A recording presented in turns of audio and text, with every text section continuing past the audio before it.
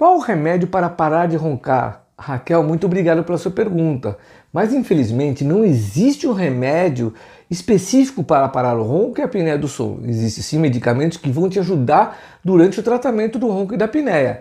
Por isso eu recomendo que você procure realizar o tratamento adequado com um profissional especializado aí na sua cidade, na sua região.